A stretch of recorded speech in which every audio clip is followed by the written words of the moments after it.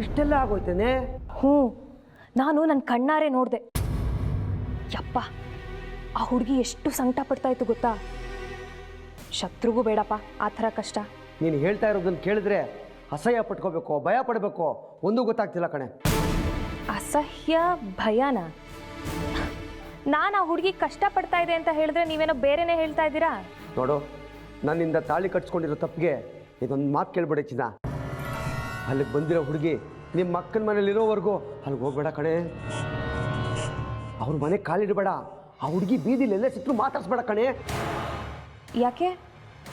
ಅಂಥದ್ದೇನಾಗಿದೆ ಆ ಹುಡುಗಿಗೆ? ನೀನು ಇಷ್ಟೊತ್ತವರೆಗೂ ಹೇಳಿದೆಲ್ಲ ಆ ಹುಡುಗಿ ಪ್ರವರ, ಅದೆಲ್ಲ ಯಾವುದ್ರ ಲಕ್ಷಣ ಗೊತ್ತಿದೆಯೇನೆ ನಿಂಗೆ? ಯಾವುದ್ರದ್ದು?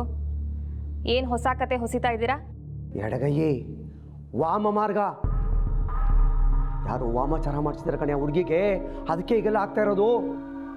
ಏನು, ಆ ಹುಡುಗಿಗೆ ಮಾಟ ಮಂತ್ರ ಮಾಡಿಸಿದಾರಾ? ಹೌದು ಕಣೆ, ನಾನು ಎಷ್ಟೋ ಮಾಟ ಮಂತ್ರದ ಪುಸ್ತಕಗಳನ್ನು ಓದಿದ್ದೀನಿ. ಇವೆಲ್ಲ ನಡೆಯೋದು ಅದರಿಂದಲೇ. ಸತ್ತ ಆತ್ಮಗಳನ್ನು, ದುಷ್ಟಶಕ್ತಿಗಳನ್ನು ಬಳಸ್ಕೊಂಡು ಮಾಂತ್ರಿಕರು ಹೀಗೆಲ್ಲ ಪ್ರಯೋಗ ಮಾಡ್ತಾರೆ. ಹೌದಾ? ಇದು ಹೀಗೆ ಮುಂದುವರೆದು ಅವಳ ಜೊತೆಗೆ ಇದ್ರೆ ಜೊತೆಗಿದ್ದವ್ರಿಗೂ ಅಂಟ್ಕೊಳ್ಳುತ್ತೆ ಕಣೆ ಅವಳಿಗಾಗಿದ್ದು.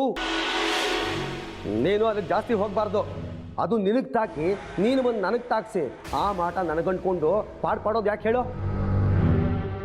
ಹಗಲು ರಾತ್ರಿ ನೀನು ಬೇರೆ ನನ್ನ ಜೊತೆ ಇರಲ್ಲ. ನೀನು ಇಲ್ದೇ ಇರೋ ನೆಪ ಮಾಡಿಕೊಂಡು ಯಾವ್ದಾದ್ರು ಮೋಹಿನಿ ನನ್ನ ಗಂಟು ಬಿದ್ದರೆ ಏನೇ ಮಾಡೋದು? ಅದಕ್ಕೆ ದಯವಿಟ್ಟು ಅವ್ರ ಮನೆಗೆ ಹೋಗ್ಬೇಡ ಕಣೆ. ನಿನ್ನ ಕಾಲಿಗೆ ಬೇಕಾದ್ರೂ ಬೀಳ್ತೀನಿ. ನಾನು ಇದೇ ಮನೇಲಿ ಇರಬೇಕು ಅಂತ ಆಡ್ತಾ ಇರೋ ನಾಟಕ ಅಲ್ಲ ತಾನೇ ಇದು? ದೇವರ ಆಣೆಗೂ ನಿನ್ನ ಆಣೆಗೂ ನಾನು ಕಟ್ಟಿರೋ ತಾಳಿ ನಿನ್ನ ಕುತ್ಕೆಯಲ್ಲಿ ಇದ್ದಿದ್ರೆ ಅದ್ರ ಮೇಲೂ ಆಣೆ ಮಾಡಿ ಹೇಳ್ತಿದ್ದೆ. ಸತ್ಯವಾಗ್ಲೂ ಆ ಉದ್ದೇಶದಿಂದ ಅಲ್ಲ ಕಣೆ ನಾನು ಹೇಳ್ತಾ ಇರೋದು. ಆ ಹುಡುಗಿಗೆ ಮಾಟ ಮಾಡಿಸಿರೋದು ನಿಜ. ನೋಡಿ, ಅದು ಏನೇ ಇರಲಿ, ನೀವು ಹೇಳ್ತಾ ಇರೋದು ನಿಜಾನೋ ಸುಳ್ಳೋ ನನಗೆ ಗೊತ್ತಿಲ್ಲ.